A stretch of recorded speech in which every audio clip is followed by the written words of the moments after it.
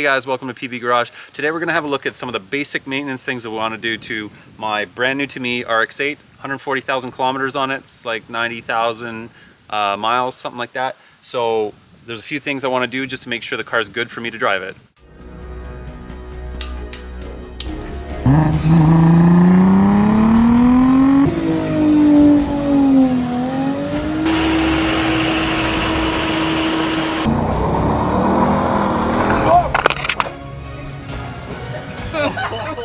So before we get started, I just want to mention this isn't by any means a perfect guide to this.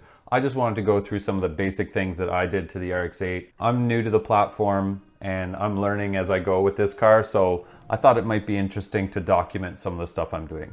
So to start, we're going to go ahead, we're going to remove the engine covers. That means the cover on the engine itself, as well as the cover over the battery. So with those out of the way, we have a much better view of things. So I'm going to go ahead and I'm going to disconnect the solenoid for the air intake flap at the front of the car and the MAF sensor, and then move that wiring out of the way. And this is obviously to get into the air filter and be able to change that, as well as clean the MAF. So with that wiring out of the way, I can go ahead and undo my accordion boot and then lift that guy out. Now I did notice that the solenoid had a couple of vacuum lines attached to it to the front, and I tried to slip those lines off. They didn't want to come off very easily. So I decided rather than try and yank them off and end up breaking them, I'd just unbolt the solenoid from the airbox. So that's what I did. And that allowed me to lift the airbox out. Now I'm just gonna block my intake here while I'm cleaning everything out. Get in here with the vacuum and with some compressed air and try to clean everything. And then I can pull out my air filter here. It's actually pretty clean, pretty decent shape. You know, it looks like it's been replaced fairly recently. But I did notice a little bit of engine oil from the crankcase vent had leaked onto the filter, so I thought that was a little bit interesting. But anyways, we've got a new filter in, just doing that airbox back up, and then I'm gonna pop the airbox back into place. Before I do that, I'm just putting a little bit of silicone lube on the sort of MAF housing there so it slides into the accordion tube nicely and doesn't give me as much of a fight the next time I go to take it apart. And before I plug those couple of electrical plugs back in, I'm just putting a little bit of silicone lube on them as well, just to try and keep water out. I don't know if that's an issue with these, but I just figured it was good preventative maintenance. Obviously, I've bolted that solenoid back onto my airbox there. Next thing I'm gonna do is replace the radiator cap, and there's the part number on that. It's a Gates part, so it should be a good quality part.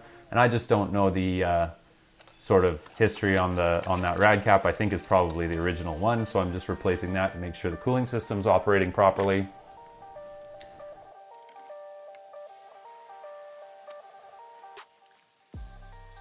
And then we're getting under the car, and I'm gonna go ahead and pull the oil out. Oh, that thing was just finger tight. That's kind of scary.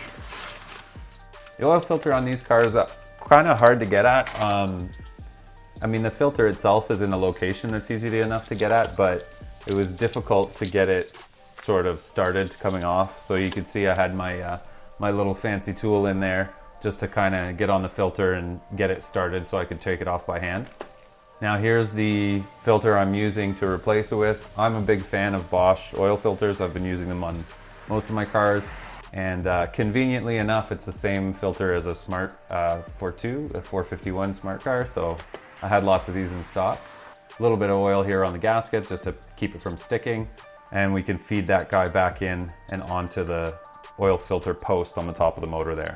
And of course, fill our oil back up. Now, one thing that's interesting about rotaries that I was reading was because they inject oil from the crankcase into the combustion chamber directly, it's highly recommended that you use a conventional style oil rather than a synthetic style engine oil. And that is because the conventional style oils burn cleaner and you don't end up with as much carbon in the, particularly in the exhaust ports, I guess, on the Renesis motor that can cause damage down the road.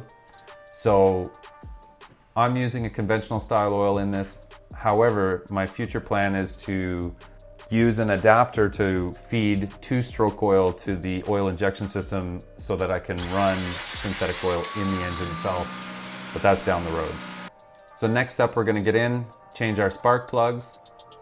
These are accessed by the left front wheel well. So I've got the liner, just the little flap that kind of covers right in the inside of the liner there off. It allows me to get into the spark plugs, pull them out. And I'm replacing them with NGK Iridium spark plugs.